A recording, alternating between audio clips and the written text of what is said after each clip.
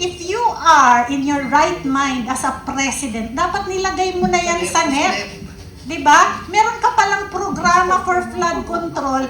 Bakit mo isasubmit after the submission of the NEP? It's so preposterous for a president. I am very happy Supreme Court did this, no, kahapon.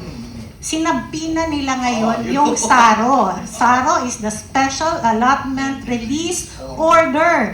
Kasi ito yung final kanino ba napunta talaga yung pera?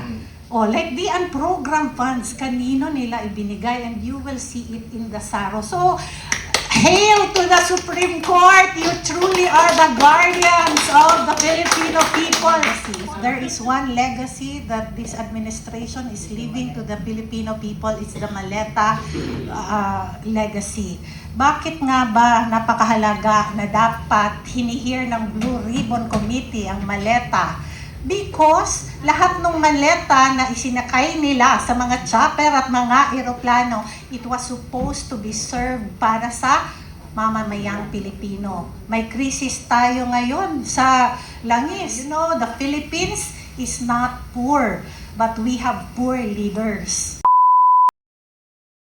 Gaano kahalaga ang GAA sa araw-araw na operasyon or pagkilos ng gobyerno? And I'll give the floor to our former USEC, unang PLLO, the Department of Energy. And of course, gusto ko pong bigyan ng paglilinaw ang lahat po ng ating mga kasamahan at nanonood sa ating pong live podcast. Sure ako that she is invited to be.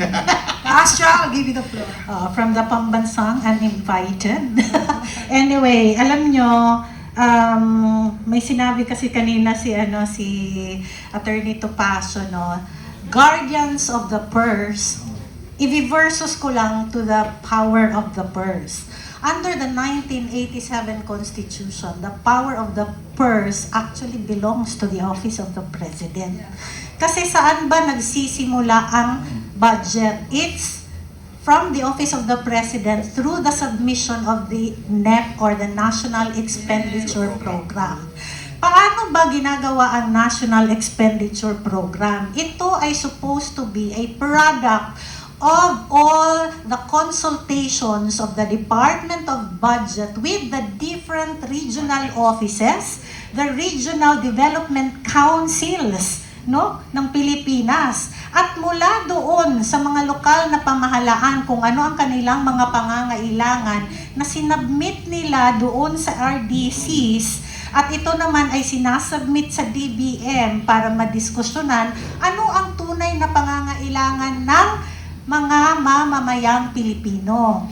In my 2 decades of experience in government, almost 15 years akong staff ng Senado before I joined the Executive Department. At ang unang assignment ko kay Tatay Digong, Assistant Secretary of the Presidential Legislative Liaison Office. At alam nyo ba na ang PLLO ay tinanggal na ngayon ng Malacanang? And you wonder why? When in fact, the PLLO plays a very important role in the legislative process kasi sila yung supposed to be nagtatahi ng lahat ng mga kakulangan between the legislative and the executive para maipasa not only the GAA but all other laws and bills na kailangang ipasa. Ngayon, inander nila ang PLLO sa executive secretary. So doon na dinagdagan nila ngayon ng trabaho ang ES to control. So kaya ngayon sinabi mo na may kuntsabahan,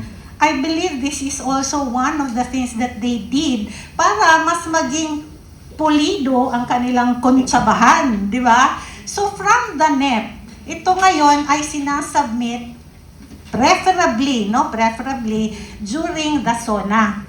Si Tatay Digong ginawa niya yan dati. Hindi siya pumaltos na sinasubmit niya during the SONA yung NEP. Sa panahon ni President Marcos, there's a time na hindi sinabay sa NEP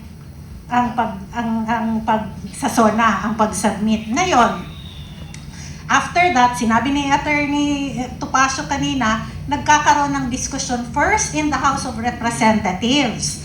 Kasi sila yung mauuna bago yung Senado.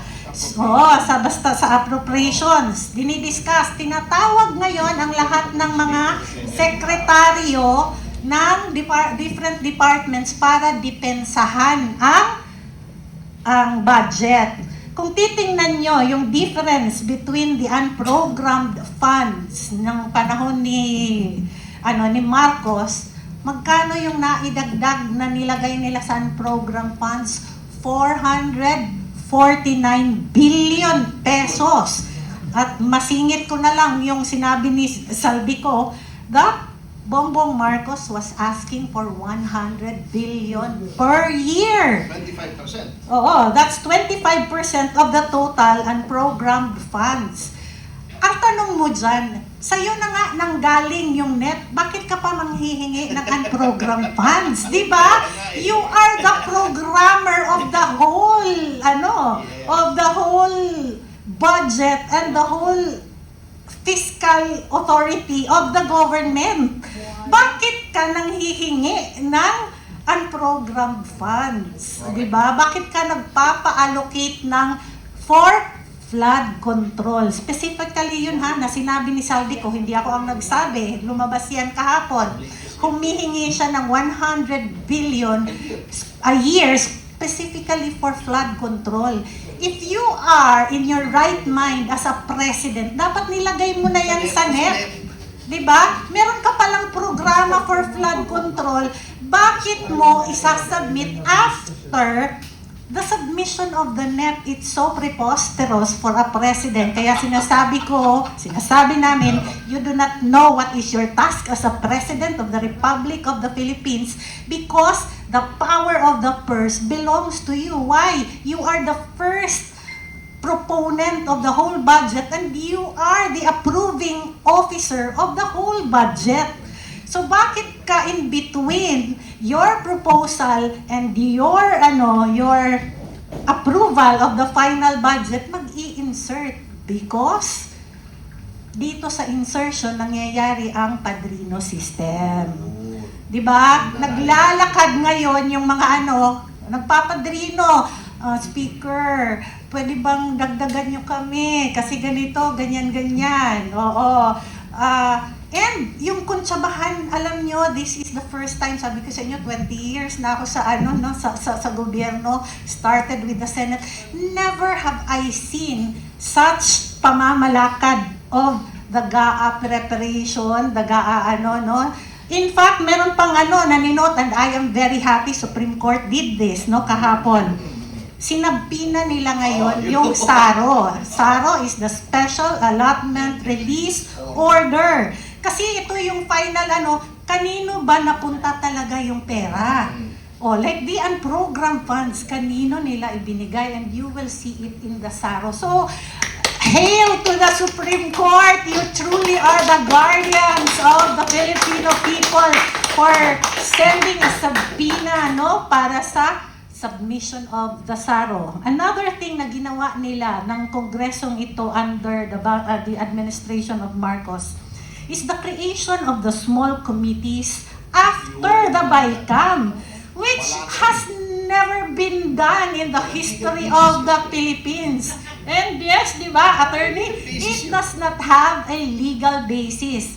And ang sabi sa atin ng ating mga kaibigan, in the small committee sessions, laging present si Secretary Pangandaman.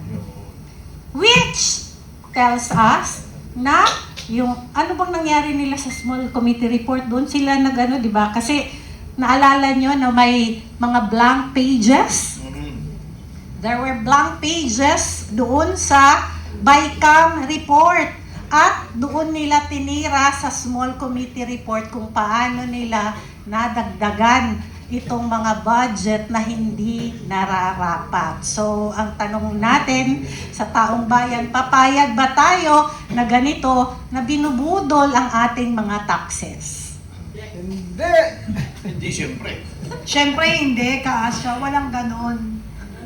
Gusto ko po sanang pasalamatan ka sa iyong pagpapahayag. Masyado kang magpasabog, unti-unti lang. Kasi sa totoo lang, Huwag ka magmadali. You are invited. Kailangan magmadali kasi. Sandali lang. Eto ka, Astra.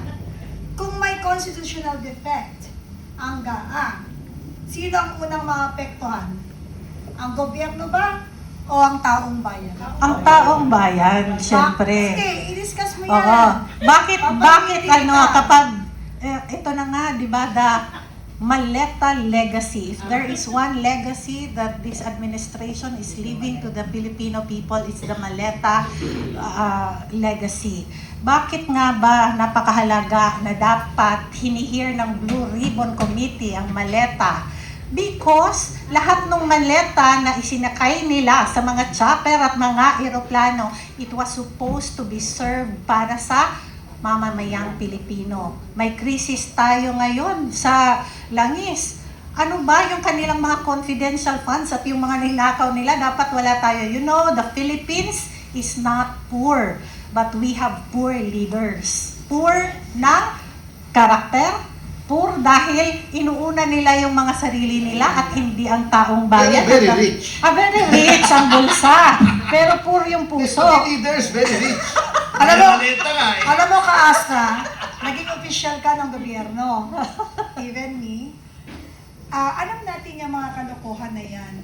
Kaso ang kapal. They can take it. Biruin mo, they are not affected of yung pagtaas ng fuel. Why? Lahat naman yun nare-reimburse kahit gawin nila 1,000 per liter yan. They don't care, my God. Yun ang talagang nakakapanlumo.